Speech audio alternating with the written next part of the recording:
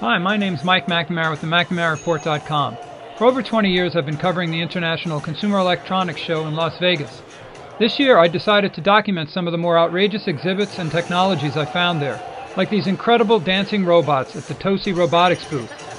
Imagine how much fun you could have at a party with a pair of these guys, who not only dance to the music you feed them, but also blast it through their belly speakers. I don't know how much they cost or how many batteries they eat, but the engineers at this Vietnamese company sure know how to make serious-looking robots act just like silly humans.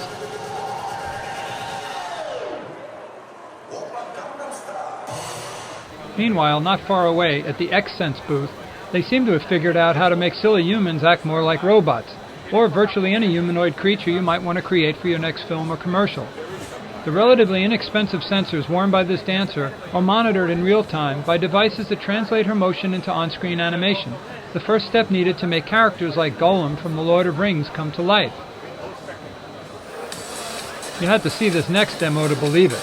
It's been just a year since the first version of the Parrot AR drone was launched at CES. This year, the new version 2 demo looked a lot slicker, with a set of 4 drones flying in tight formation and performing acrobatics.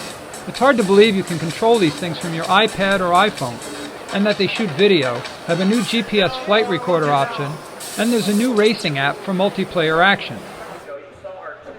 But cool toys like those and the dancing robots were definitely overshadowed by a horde of new supersized LCD monitors, OLED displays, and smart TVs. And this Samsung multi-screen display was a favorite, especially among those with adult attention deficit disorder.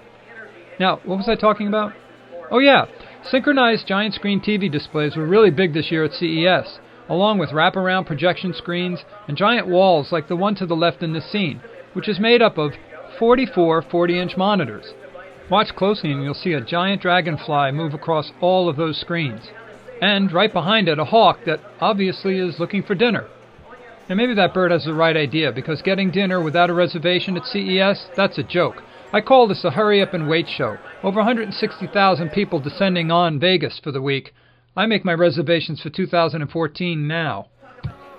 And I should probably start saving up the 5 figures I'll need to buy this 110-inch LCD monitor, which is absolutely gorgeous. And I'm told I could probably pick it up with just 2 people. I just can't get it through any of the doors in my house. Now, in addition to larger sizes, a lot of TVs have new technologies built in. Listen for yourself at the Sharp Electronics press conference.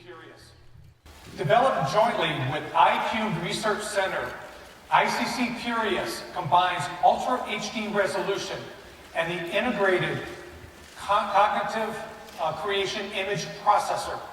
Oh, that's what ICC stands for. Whew. To deliver a natural 3D lifelike experience with a screen image in infinite focus that is similar to looking out a window. Wait a minute, my windows are not infinitely in focus, and they're usually dirty.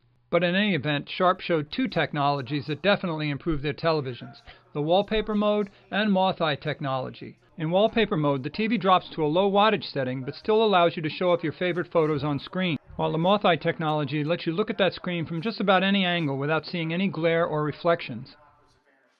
Now over in the Sony booth, they also had a lot of TVs to show off, but the audience was wowed by the giant wraparound projection screen technology that had everything seamlessly coming together.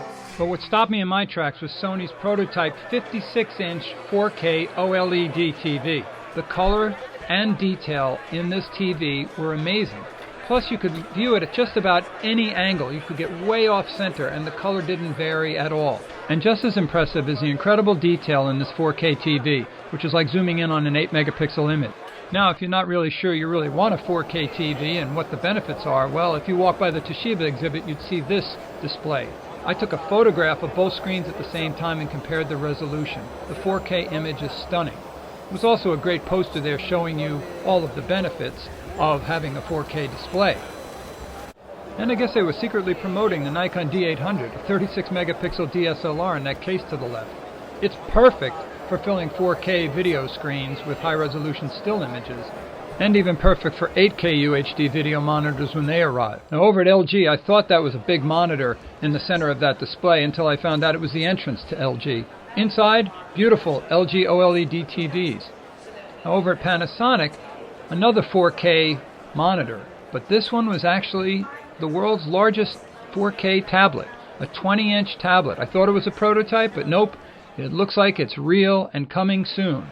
And it runs Windows 8, has a pressure-sensitive screen, Wi-Fi, and probably even card readers built in somewhere. It just looks like the perfect device for me to sit and have my coffee at Starbucks and have people Google over me.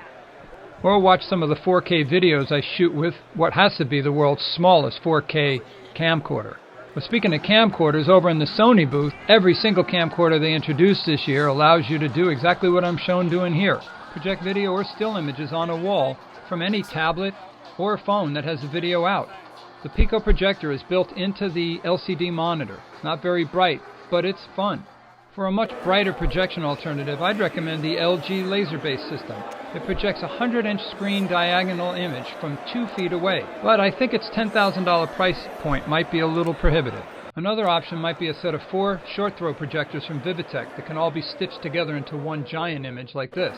But over at BenQ and several other projection manufacturers' booths, they were showing off their Mini and Pico projectors that could all be hooked together with iPads and iPhones. And then there was the InnoCube, a Pico projector that was modeled after the original Rubik's Cube. And while there were only a few new projection screen technologies, this booth was an eye-catcher. It actually shows you how you can project on a wall of water vapor. Now let's switch gears literally to the Audi booth, which was lit ceiling and walls like no other booth at CES. And I'm sure that car has lots of high technology in it as well, as does this Ferrari I spotted in the Cobra booth, which was there to demonstrate Cobra's high-tech laser and radar detectors. Ford was at the CES show again, showing off their high-tech Bluetooth sync technology built into all of their new cars, which I happen to love. But if I had the money either way, I'd go for this Bentley, which has a dashboard and Bluetooth setup that I have never seen anything like. It's absolutely gorgeous. And I'd be racing around in this thing all day long, probably being followed by this car, which also has some incredible sync technology built in, and I imagine the police could use that monitor to watch their favorite episodes of Law & Order. But for a real glimpse into the future, you just have to stop by the Panasonic booth. This demonstration of what I guess Panasonic engineers believe will be the car of the future had me kind of worried about whether or not people are actually going to be able to drive it or fly it. But if the car of the future is going to surround us with so many incredible monitors to distract us from just about everything, it better have a good computer or have radar system that stops the car automatically. Call me old-fashioned, but I like to feel the road underneath me when I'm doing 250 miles an hour, which is why I love this device at Thrustmaster. For only $41,000, you can have the ultimate gaming seat. It even comes with a wraparound high-definition monitor and a joystick for when you want to switch to flight mode. Or drive this Lexus remotely. It certainly is loaded with enough point-of-view cameras to help you do that. Which leads me right into the world of point-of-view cameras. They really exploded this year at CES. There were more than a dozen manufacturers showing off point-of-view cameras and accessories that allowed you to put a camera just about anywhere. On your helmet, on your bicycle, in your car, inside your helmet, or even on your dog's collar. There was also an adapter for the iPhone that allowed you to use it as a helmet cam. This 360-degree panoramic adapter for GoPro was also pretty cool. And even Polaroid was showing off an entire set of point-of-view cameras, although they all look like they were made by Ion. GoPro was also showing its ability to set off multiple cameras wirelessly or from a tablet. While over at Pentax, the new interchangeable lens Q camera was being shown off in over 100 color variations.